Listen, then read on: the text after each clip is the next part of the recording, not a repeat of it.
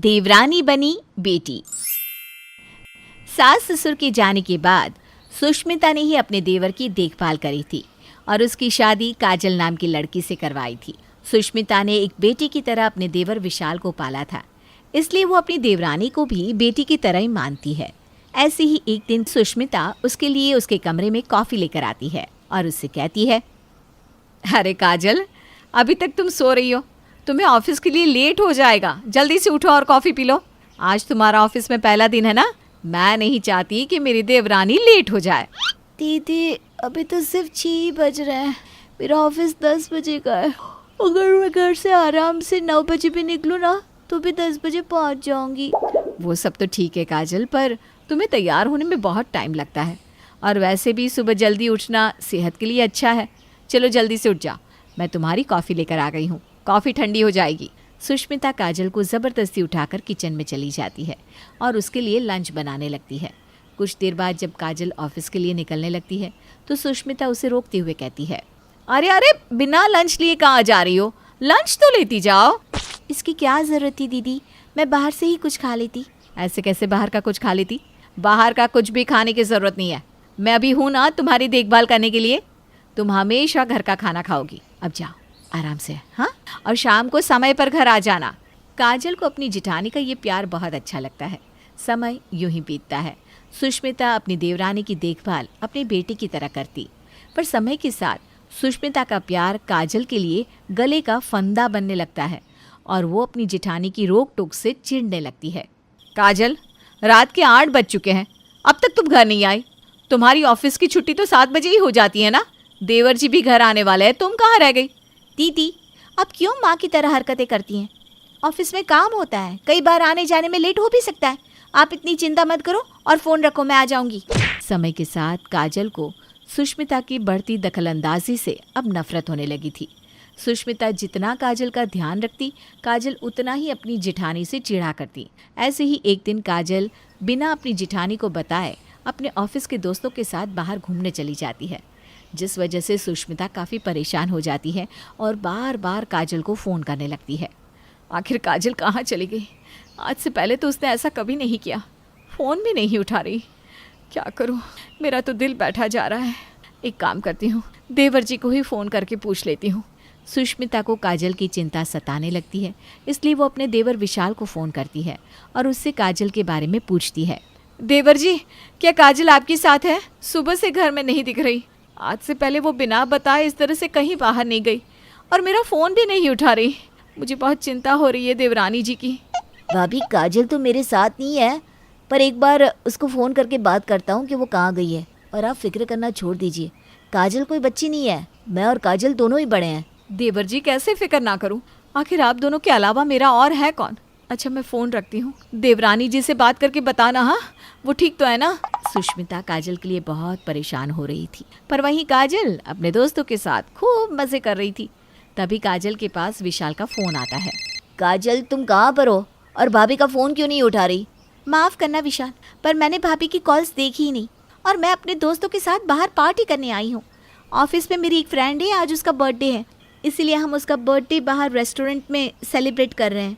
काजल, अगर तुम अपने दोस्तों के साथ बाहर रेस्टोरेंट में हो तो कम से कम भाभी को बता तो देती।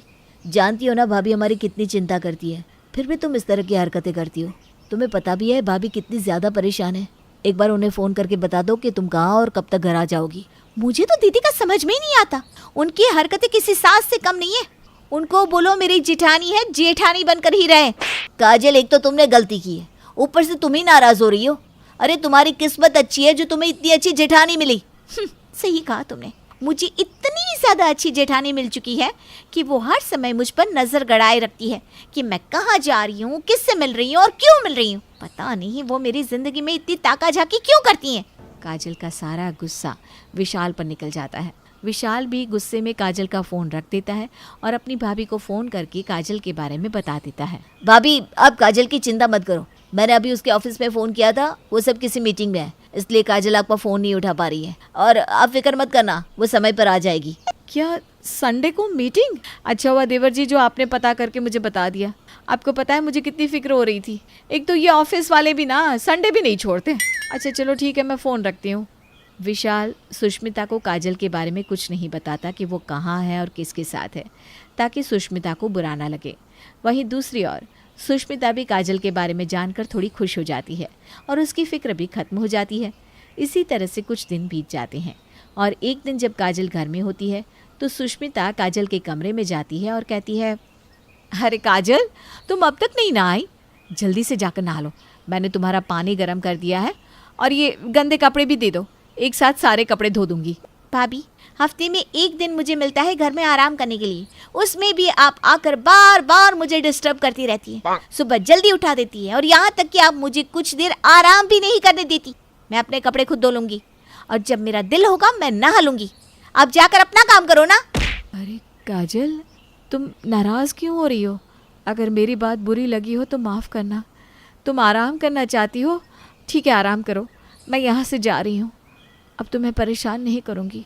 काजल अपनी जेठानी से काफ़ी रूडली बात करती है, पर फिर भी सुष्मिता उसकी बातों का बुरा नहीं मानती। पर काजल की सारी बातें अमित यानी कि सुष्मिता का पति सुन लेता है। काजल का ऐसा बिहेवियर देखकर अमित को बहुत बुरा लगता है और अमित सुष्मिता से कहता है, सुष्मिता, तुम्हें नहीं लगता कि तुम काजल की कुछ ज़्यादा ही फिक्र करती हो? ये आप कैसी बात कर रहे हैं? अगर मैं काजल की फ़िक्र नहीं करूँगी तो कौन करेगा? अगर आज माँ जी जिंदा होती तो वो हम दोनों की फ़िक्र करती ना। पर अब इस घर की बड़ी मैं हूँ, मैंने बचपन से देवर जी को पाला है, उस हिसाब से मैं अपनी देवरानी को बेटी की नज़रों से देखती हूँ। अगर आज मेरी खुद की कोई औलाद होती ना तो मैं उसका इसी तरह से ख्याल रखती। पर सुष्मिता, मुझे लगता है कि तुम्हारी देवरानी को तुम्हारा उसके लिए इस तरह फिक्र करना, चिंता करना पसंद नहीं है। उसे ऐसा लगता है कि तुम उसे उसकी ज़िंदगी जीने नहीं देती। अमित जी, आप कैसी बात कर रहे हैं? मैंने कभी भी उसे उसकी ज़िंदगी जीने से मना नहीं किया। मैं तो हमेशा उसका सपोर्ट करती हूँ। बस जब वो घर से बाहर जाती है और लेट आती है तो मुझे उसकी थोड़ी फिक्र सताती है। अब मैं इस घर की सबसे बड़ी हूँ, अगर मैं अपने देवर देवरानी के लिए परेशान होती हूँ तो इसमें गलती क्या है? सुष्मिता, मैं जानता हूँ कि तुम अपनी देवरानी को अपनी बेटी मानती हो और उसे उसी तरह से प्यार करती हो, लेकिन मुझे लगता है कि शायद काजल तुम्हें अपनी माँ नहीं मानती। वो तुम्हारे इस बर्ताव से चिढ़ने लगी है। अरे अमित जी, आप क्यों इतने परेशान हो रहे हैं? काजल बहुत अच्छी लड़की है और आजकल का ज़माना कितना आगे बढ़ गया है, इस तरह की बातें करना नॉर्मल है। आप ना काजल की बातों का बुरा मत माना करो। अमित सुष्मिता को समझाने की कोशिश करता है, पर सुष्मिता की आंखों पर तो ममता की पट्टी बंधी थी। उसे कुछ नजर ही नहीं आता और वो अपने ही पति को समझाकर वहाँ से चली जाती है। अब इसी तरह से कुछ दिन बीत जाते हैं और एक दिन विशाल किसी काम से बाहर जाता है और काजल पूरे दिन फ़ोन पर किसी से बात करके हंस रही होती है। उसे पूरे दिन फ़ोन पर किसी से बात करता देखकर सुष्मिता को थोड़ा अजीब लगता है और वो काजल से सवाल जवाब करने लगती है। काजल, मैं देख रही हूँ आज सुबह से ही तुम किसी से बात कर रही हो। तुम्हारे भैया भाभी का फ़ोन है क्या, या फिर तुम्हारी माँ का? वैसे आज तुम बहुत खुश भी नज़र आ रही हो। भाभी, आपको नहीं लगता कि आप मुझ पर कुछ ज़्यादा ही नज़र रखती हैं? अरे मैं किसी से भी बात करूँ, कितनी भी देर बात करूँ, आप होती कौन है पूछने वाली? काजल, तुम भड़क क्यों रही हो? आज से पहले मैंने तुम्हें कॉल पर इतनी देर किसी से बात करते नहीं देखा और आज तुम बहुत खुश भी लग रही हो, इसलिए मैंने पूछा। हाँ तो मत पूछो, मुझे नहीं पसंद। आपका मेरी लाइफ में इंटरफेयर करना मुझे पसंद नहीं है। अपने काम से काम रखो, मेरी माँ बनने की कोई ज़रूरत नहीं है। काजल सुष्मिता पर भड़ककर अपने कमरे में चली जाती है।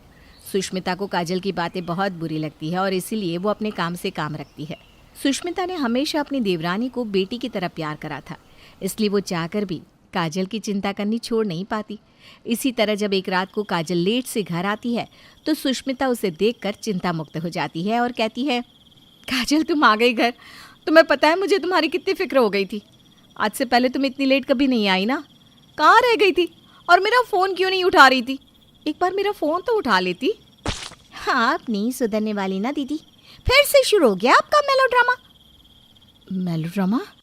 अरे काजल, मुझे सच में तुम्हारी फिक्र है। मैं आपसे कितनी बार बोलूं कि मेरी फिक्र करना छोड़ दो। मैं 5 साल की कोई छोटी बच्ची नहीं हूँ, इस घर की बहू हूँ। जिस तरह आप अपनी ज़िंदगी जी रही हैं और मुझ पर रोब झाड़ रही हैं, उसी तरह से मेरा पूरा हक है कि मैं अपने ससुराल में अपनी ज़िंदगी अपने हिसाब से जी सकूं।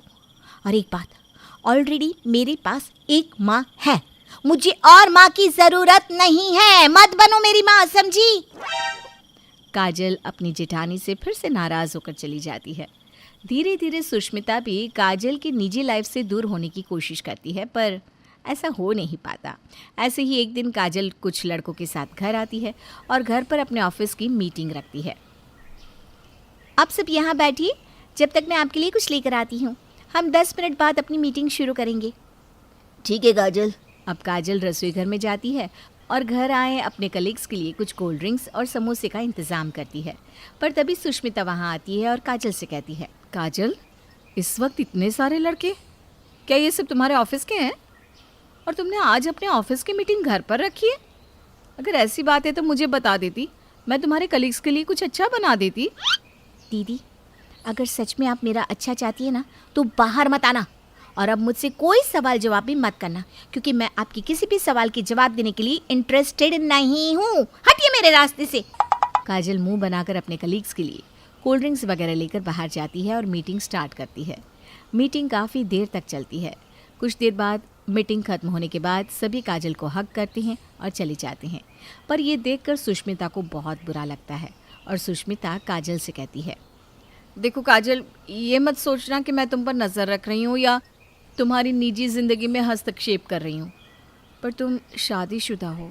तुम्हारा इस तरह से हर किसी को गले लगाना सही नहीं है। इस तरह से तुम्हारे रिश्ते पर बुरा असर पड़ सकता है। और मेरी मानो ना तो ऑफिस के काम को ऑफिस तक ही रखो तो ज़्यादा अच्छा होगा। आप मुझ पर शक कर रही हैं? क्यों? अरे नहीं नहीं काजल, ऐसा नहीं है। मैं तुम पर शक क्यों करूँगी? मैं तो बस तुम्हारे अच्छे के लिए कह रही हूँ, क्योंकि सारे लड़के अच्छे हो ज़रूरी नहीं होता, और किसी की वजह से हमारा घर टूटे, इससे अच्छा है ना कि हम उससे दूरियां ही बना कर रखें। अपना ज्ञान अपने पास रखो। मैं पहले ही खुद बहुत बड़ी ज्ञानी हूँ और मैं तुम्हें बहुत अच्छे से जानती हूँ। मीठी मीठी बात करके मुझे विशाल से दूर करना चाहती हूँ। तुम्हें क्या लगता है तुम इस तरह की बातें करके मुझे समझाओगी और बाद में मेरे पति के कान भरकर हम दोनों की नजरों में महान बन जाओगी? मैं ऐसा कभी नहीं होने दूंगी। मैंने तुम्हें कितना अच्छा, भोला, शरीफ समझा, पर तुम तो आस्तीन की सांप निकली, सांप। काजल अपनी जेठानी को भला बुरा सुनाने लगती है, पर सही समय पर वहाँ विशाल और अमित आ जाते हैं। और जब विशाल काजल को अपनी भाभी से इस तरह से बात करते हुए देखता है तो उसे काजल पर बहुत गुस्सा आता है और वो काजल को एक थप्पड़ मारता है। तुम्हारी हिम्मत कैसे हुई मेरी भाभी से ऊंची आवाज में बात करने की? मेरी भाभी सिर्फ मेरे लिए भाभी नहीं, वो मेरी माँ है, माँ। तुमने इस औरत के लिए मुझ पर हाथ उठाया जो हमारा घर तोड़ना चाहती है। मानना पड़ेगा जेठानी जी, आखिर आपने मेरी जिंदगी में आग लगा ही दी। बस करो काजल, हमारी जिंदगी में आग भाभी ने नहीं, तुमने खुद लगाई है। तुम भाभी से इतनी नफरत कैसे कर सकती हो? तुम मेरी उस भाभी से नफरत कर रही हो जिसने मेरे माता पिता के जाने के बाद मुझे पाला, मुझे संभाला। जानती क्या हो तुम मेरी भाभी के बारे में और मेरी भाभी के बलिदान के बारे में? देवर जी शांत हो जाइए। काजल अभी नादान है, उसे माफ कर दीजिए मेरे लिए। बस करो अपना नाटक, मुझे तुम्हारी हमदर्दी नहीं चाहिए। बस भाभी, बस बहुत हो गया। आप देख रही हैं काजल की बढ़ती बदतमीजी को? काजल, जब मैं 10 साल का था तब मेरे माँ बाप इस दुनिया से चले गए। तब मेरी भाभी माँ ने मुझे पाला और मेरी भाभी माँ ने अपनी औलाद नहीं करी। जानती हो क्यों? क्योंकि उन्हें लगता था कि अगर उनकी संतान हो गई तो मेरा प्यार बढ़ जाएगा, इसलिए उन्होंने कभी अपनी औलाद नहीं की। और जब तुम इस घर में आई तो उन्होंने तुम्हें भी अपनी बेटी की तरह माना, पर तुमने कभी भी मेरी भाभी माँ को माँ नहीं समझा, जबकि मेरी भाभी ने हमेशा तुम्हें बेटी माना। दुख होता है काजल ये देखकर कि तुम्हें अपनी जेठानी की कदर नहीं। अरे खुशकिस्मत हो तुम जो तुम्हें जेठानी के रूप में माँ मिली है। मैं तुमसे एक बात पूछना चाहता हूँ, क्या तुम्हारी माँ ने कभी तुमसे पूछताछ नहीं की? क्या तुम्हारी माँ ने कभी तुम्हारी फिक्र नहीं की? जब तुम्हें तुम्हारी माँ की फिक्र अच्छी लगती है तो सुष्मिता की फिक्र तुम्हें दिखावा क्यों लगती है? कभी खुद को मेरी बीवी की जगह रख कर देखना। इतना बोलकर अमित सुष्मिता को अपने साथ अपने कमरे में ले जाता है, जहाँ सुष्मिता फूट फूट कर रोती है। वहीं दूसरी ओर विशाल भी काजल को उसके हाल पर छोड़ देता है, जिसके बाद काजल को अपनी गलती का एहसास होता है।